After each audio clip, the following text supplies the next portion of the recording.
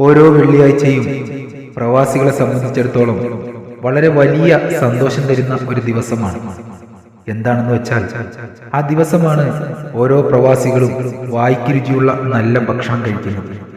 എല്ലാ പ്രവാസികളുടെയും കാര്യമല്ല കേട്ടോ പറയുന്നത്. എന്നാലും ഭൂരിഭാഗം വരുന്ന പ്രവാസികളും ആ ഒരു ദിവസമാണ് അല്പം സ്വാദുള്ള ഭക്ഷണം കഴിക്കുന്നത്. ഭക്ഷണം കഴിക്കാനായി അവരുടെ കയ്യിൽ ക്യാഷ് ഇല്ലാഞ്ഞിട്ടല്ല അവർ കഴിക്കാത്തത്. അവർ ചിന്തിക്കുന്നത് ആ കഴിക്കുന്ന ക്യാഷ് കൂടി നാട്ടിലേക്ക് അയച്ചാൽ കുടുംബക്കാർക്ക് ഉപകാരപ്പെടട്ടെ എന്ന് കരുതുന്നവരാണ് ഭൂരിഭാഗം പ്രവാസികൾ. ഞാനും ഒരു പ്രവാസിയാണ്. ഞാൻ വെള്ളിയാഴ്ച ഭക്ഷണം കഴിക്കാൻ പോകുന്ന ആ പ്രദേശത്തെ കുറച്ച് കാഴ്ചകളാണ് നിങ്ങൾ ഈ കാണുന്നത്. ഇവിടെയുള്ള നല്ല മനസ്സിനുടമയായ അറബിയുടെ കാരുണ്യം കൊണ്ട് ഇവിടെ എല്ലാ വെള്ളിയാഴ്ചയും ഭക്ഷണം കൊടുക്കാറുണ്ട്. നാവിന് രുചിയുള്ള മനോഹരമായ ഭക്ഷണം മാത്രമല്ല, ഇവിടെ എത്തിയാൽ വളരെ മനോഹരമായ കാഴ്ചകളും നമുക്ക് കാണാം.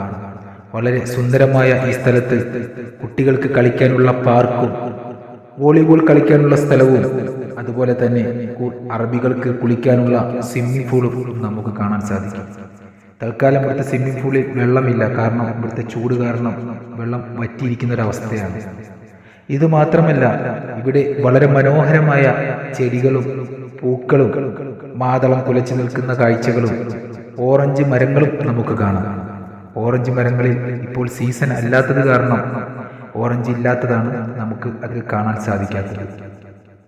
കൂടാതെ നമുക്ക് ഒന്ന് ചുറ്റിലും നടന്നു നോക്കിയാൽ നമുക്ക് കാണാം ഈന്തപ്പഴ മരങ്ങൾ കുലച്ച് അതിലെ ഈന്തപ്പഴം പുഞ്ചിരിച്ചുകൊണ്ട് നമ്മളെ മാടി വിളിക്കുന്ന മനോഹരമായ കാഴ്ചകളും ഈ പ്രദേശത്തെ വ്യത്യസ്തമാക്കുന്നു.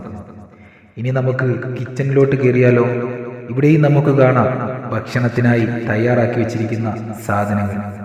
വരുന്ന എല്ലാവർക്കും വയറ് നിറച്ച് തൃപ്തിയോടെ ഭക്ഷണം കഴിച്ചിട്ട് പോകാൻ സാധിക്കുന്നതാണ്.